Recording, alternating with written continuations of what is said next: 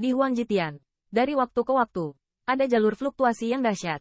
Ada yang dirampok karena beberapa harta duniawi materi surgawi, dan ada yang karena permusuhan rasial. Ini kebetulan di sini.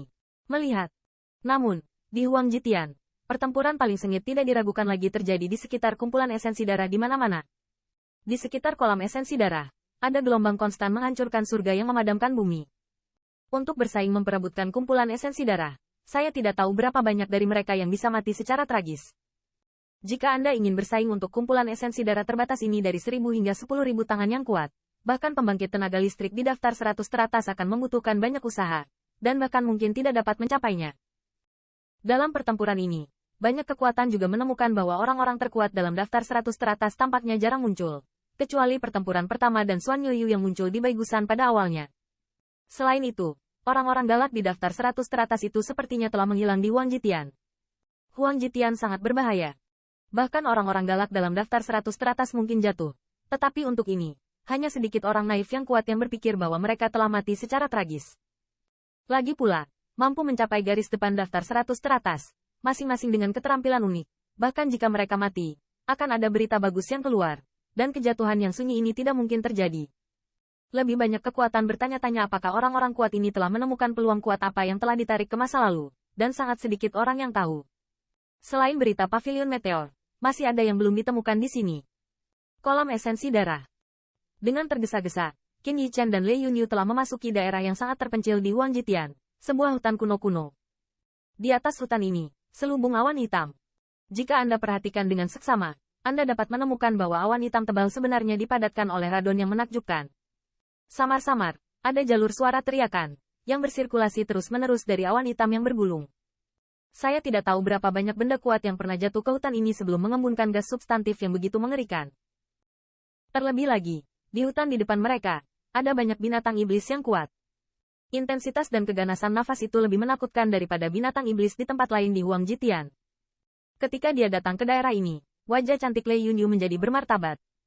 Meskipun dia telah menembus ke tingkat raksasa puncak, ketika dia melihat hutan ini, dia penuh dengan krisis. Nalar. Mungkin itu karena suara teriakan samar di langit.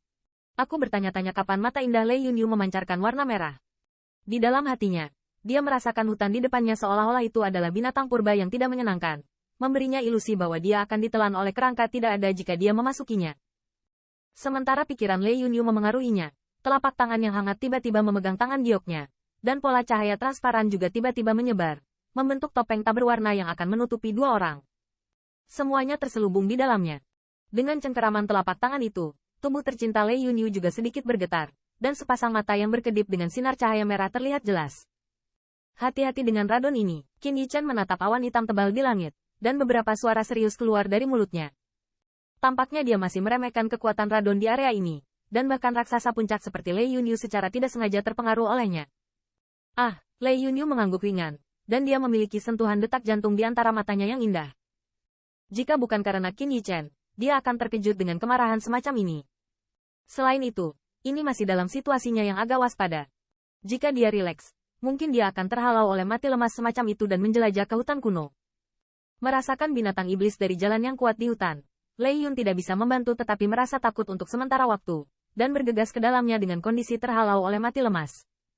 Saya khawatir dalam waktu singkat dia akan menjadi binatang iblis yang kejam di dalam tercabik-cabik. Pergi, melihat hutan seperti binatang purba yang tidak menyenangkan. Qin Yichen juga menarik napas dalam-dalam, dan setelah sedikit ragu, dia menghancurkan token yang diberikan kepadanya oleh Xuan Yuyu, dan segera, menghadap sedikit mendung mengangguk, ketika sosok kedua orang itu bergerak. Mereka terbang ke arah mereka. Saat melangkah ke dalam hutan, keduanya sangat diam-diam dan berkumpul sebanyak mungkin. Meskipun dari sudut pandang nafas, binatang iblis di tepi hutan tidak dapat menimbulkan banyak bahaya bagi mereka, tetapi di tempat seperti ini, mereka masih dapat menghindarinya, atau mereka akan terjerat oleh binatang buas yang tak terhitung jumlahnya, bahkan jika mereka adalah bisa juga sangat sakit kepala. Siu.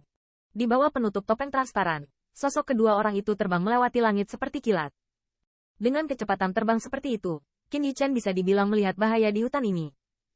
Di hutan yang penuh dengan pepohonan yang menjulang tinggi, binatang buas ada di mana-mana, dan banyak di antaranya sebesar bukit, dan bahkan belum pernah melihatnya dalam pengalamannya. Mungkin binatang buas itu dipengaruhi oleh radon dan mengubah penampilan aslinya. Dan di tengah jalan, Qin Yichen juga merasakan banyak fluktuasi di langit, dan bahkan sedikit nafas.